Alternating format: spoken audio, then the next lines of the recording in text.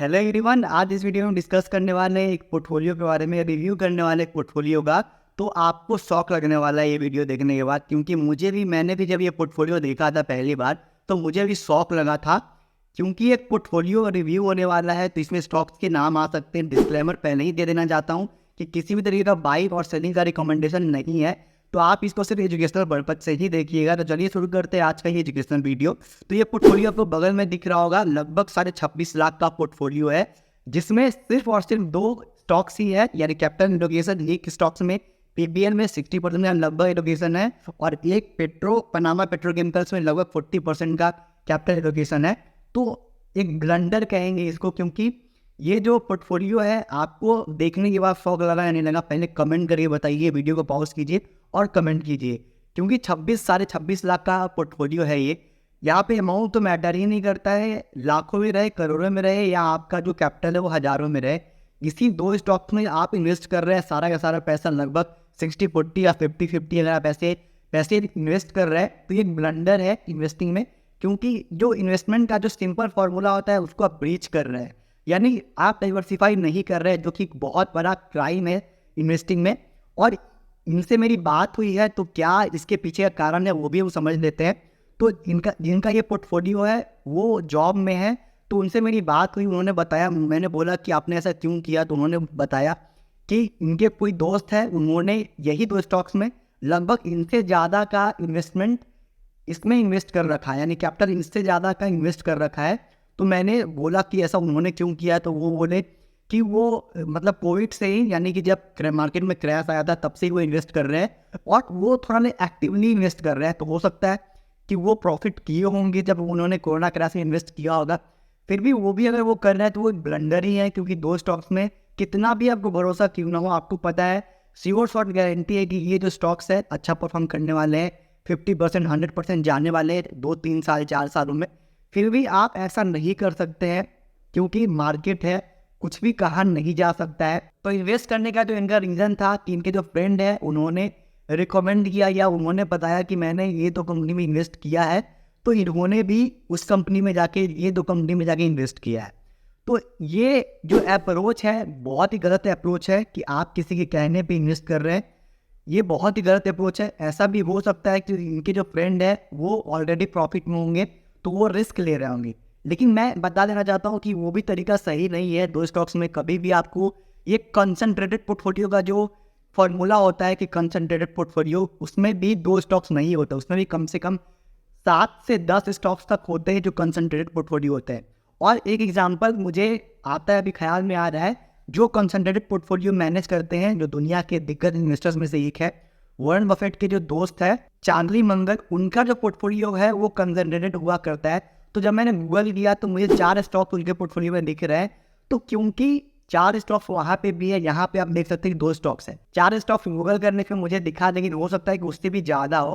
तो यहाँ पे आपको सीखने वाली ये बात है कि वो उनका जो एक्सपीरियंस है मार्केट में लगभग 50 साल से भी ज़्यादा का है। उन्होंने लगभग जितने भी क्रैश हुए हैं 50 साल में 60 साल में उन्होंने सब देखे हैं।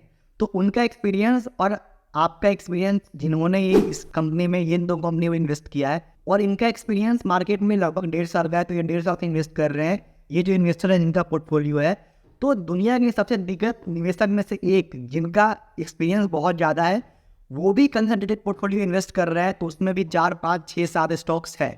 2 स्टॉक्स का ये जो कॉन्सेप्ट है मुझे समझ में नहीं आया, ये एक ब्लंडर है। ऐसा गलती आपको कभी भी नहीं करना है। जो भी ये वीडियो देख रहे हैं, सारे जितने भी आपके दोस्त हैं, फैमिली मेम्बर्स हैं, सभी को ये वीडियो को जरूर शेयर कीजिएगा कि ऐसा ब्लंडर आपको नहीं करना है।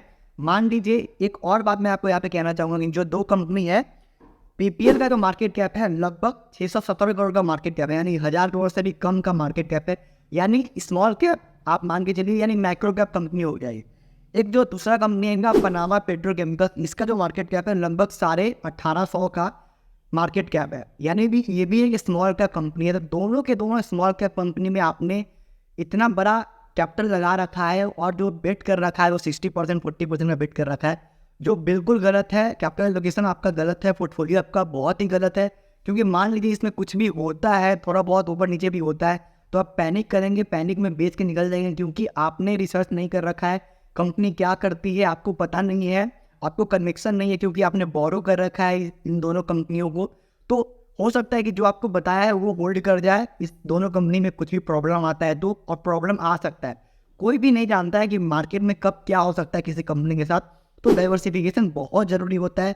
कम से कम आपको 10 से 15 स्टॉक तो होने ही चाहिए पोर्टफोलियो में, कम से कम। अगर बहुत कंसंट्रेटेड पोर्टफोलियो बनाना चाहते हैं तो भी आपके पोर्टफोलियो में कम से कम 10 स्टॉक्स होने चाहिए, across sector, across market cap, यानी कि सिर्फ इसमें आपने स्मॉल कैप रखा है, एक दो लार्ज कैप ही होना चाहिए कि जब मार्केट में करेक्शन आए, मार्केट गिरे, तो आपका जो पोर्टफोलियो है वो बैलेंस्ड रहे। तो अप्रोच सही नहीं है इस पोर्टफोलियो का। मेरी बात हुई है, आगे भी मेरी बात इनसे होगी तो मैं इनको डिटेल में समझाऊंगा, और ये वीडियो तो जा ही रहा है तो ये वीडियो ज़रूर देखेंगे तो वो समझेंगे। और मेरा उनसे एक गुजारिश होगा कि ये वीडियो को जरूर अपने दोस्त के साथ भी शेयर कीजिएगा। अगर उनका कितना का एक्सपीरियंस है मार्केट का मुझे नहीं पता, लेकिन मुझे लगता है कि 2 स्टॉक्स का, और क्योंकि कैपिटल इनसे भी ज़्यादा है उनका, तो अप्रोच सही नहीं है। थोड़ा बहुत डाइवर्सिफिकेशन तो करना चाहिए।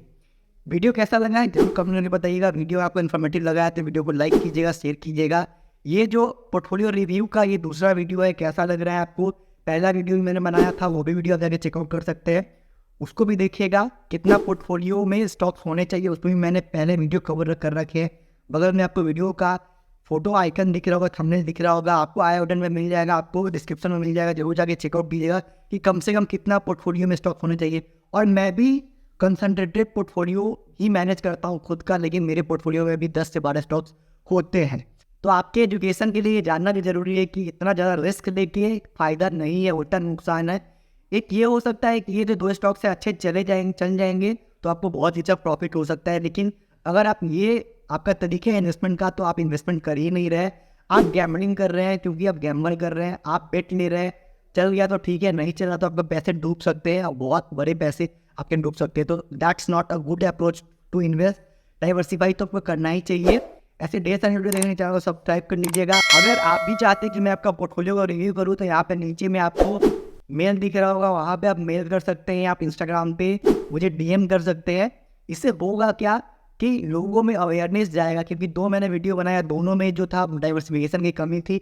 एक में एक ही स्टॉक्स में सारा का सारा पैसा लग गया था, इस वीडियो में 2 स्टॉक्स में सारा का सारा पैसा लगा हुआ है। तो यहाँ पे हमें सीखने के लिए मिलता है कि डाइवर्सिफिकेशन जरूरी है। लेकिन आपका पोर्टफोलियो हो सकता है कि बहुत ही अच्छा रिटर्न दे रहा होगा, आपने डाइवर्सिफाई भी किया होगा, आप लॉन्ग टर्म से इन्वेस्ट कर रहे हैं, होल्ड कर रहे हैं। तो अगर आप शेयर कीजिएगा अपना पोर्टफोलियो तो हो सकता है लोगों को मदद हो पाएगा। क्योंकि अगर जो लोग देखते हैं पोर्टफोलियो को तो उनको ज़्यादा समझ में आता है, एग्जाम्पल उनको ज़्यादा अच्छा समझ में आता है। यहाँ तक आपने इस वीडियो को देखा है, इसके लिए धन्यवाद। जय हिंद, मिलते हैं अगले वीडियो में।